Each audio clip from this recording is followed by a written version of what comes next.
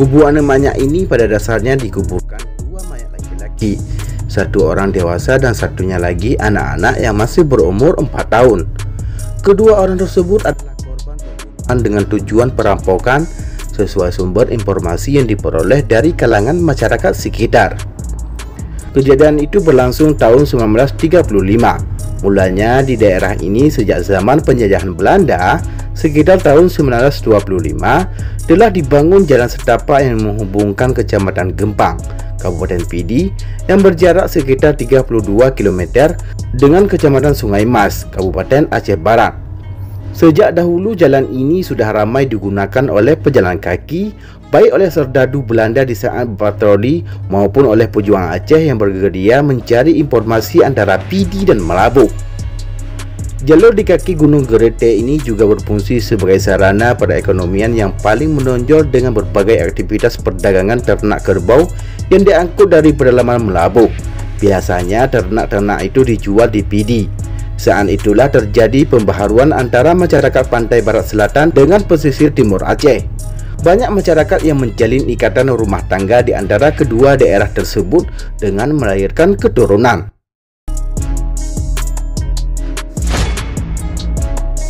Lantas, bagaimana serunya kisah Kubu Anemanya ini? Sebelum lebih jauh kita mengupasnya, tekan dulu subscribe, like, dan share agar sejarah Aceh lebih terpandang di mata dunia.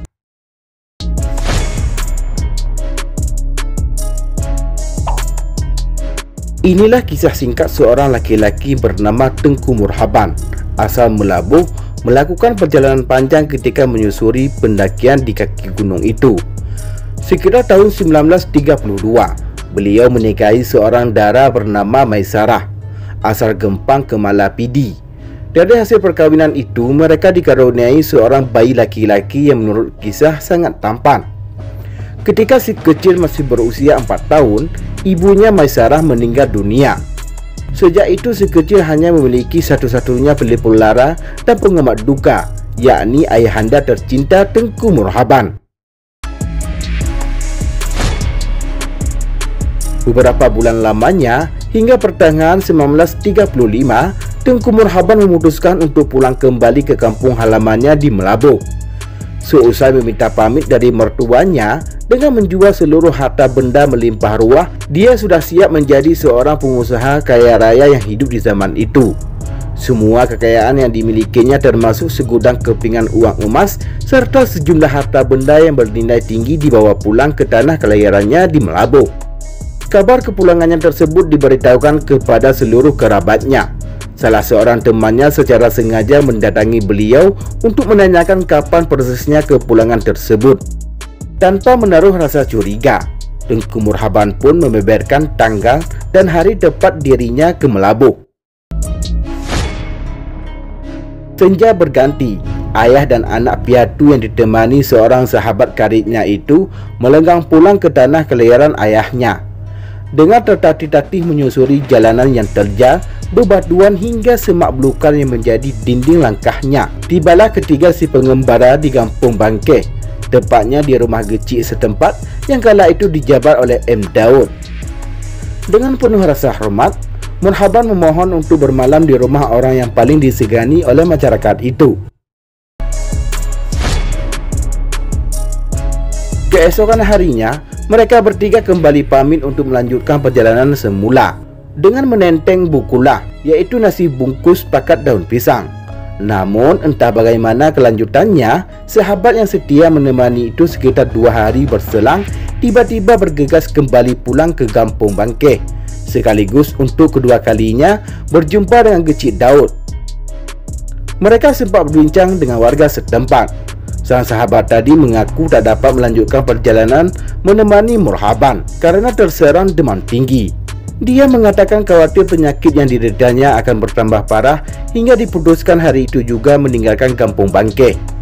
Selanjutnya, dia menyebutkan perlu berobat ke Pidi. Keesokan harinya, kawasan Gempang yang dilalui Murhaban dan anaknya didatangi segerombolan serdadu Belanda. Setiba di Kampung Bangkeh, mereka menanyakan kepada kecil setempat apakah dalam beberapa hari terakhir ini ada masyarakat yang melintas di jalan tersebut. Pasalnya, serdadu Belanda itu menemukan dua mayat berbujur kaku tergeletak di kawasan Lengah Uke Kaye, yaitu pendakian akar kayu, yang merupakan korban penganiayaan. Tubuh kedua mayat tersebut tercabik-cabik dengan kondisi mengenaskan. M. Daud atas perintah Uleh Balang langsung memerintahkan masyarakat Bangkeh mengecek kebenaran berita tersebut. Setelah didalami dan ditelusuri dengan seksama, ternyata dua mayat yang dimaksud adalah Tengku Murhaban dan anaknya yang berusia 4 tahun. Lehernya digorok, tubuhnya tercabik-cabik terkena sayatan senjata tajam. Keduanya dikebumikan dalam satu lubang. Mengingat sudah membusuk dan tragis sekali nasibnya, ini jelas-jelas akibat penganiayaan, ungkap warga kala itu kepada M. Daud. Keterangan tersebut dilaporkan kepada Uleh Balang untuk selanjutnya dilanjutkan penyelidikan. Hasil informasi yang digali dan dikumpulkan dari beberapa warga yang melihat terakhir kalinya almarhum, disimpulkan bahawa yang melakukan pembunuhan adalah sahabat Murhaban sendiri. Di bawah perintah Uleh Balang, kemudian sahabat yang menemani pengusaha kaya raya itu akhirnya ditangkap. Hasil integrasi aparat kampung setempat, orang tersebut mengakui telah membunuh Murhaban dan anaknya untuk memperoleh harta benda yang dibawa saudagar kaya itu. Tersangka pun dijatuhi hukuman berdasarkan hukuman adat kala itu. Atas dasar itu, masyarakat setempat meyakini kuburan tersebut merupakan makam keramat karena yang menjadi korban dalam peristiwa pembunuhan itu adalah seorang bocah yang tak berdosa. Demikianlah sejarah singkat tentang asal-usul kubu Anuk Manyak yang kini menjadi histori di kawasan Lengah Uke Kaye, Kampung Bangkeh. Sejarah ini ditulis sesuai sumber dari pemangku adat Kecamatan Gempang, Kabupaten Pidi. Masyarakat setempat pun akhirnya mengambil sejarah itu untuk dijadikan nama dusun kubu Anuk Manyak, Kampung Tungkuk, Kecamatan Sungai Mai, Kabupaten Aceh Barat.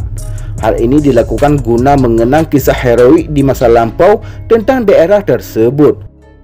Bahkan di samping makam keramat dibangun sebuah musala yang diberi nama Al-Muhajirin sebagai tempat beribadah bagi para pengguna jalan yang singgah di sana.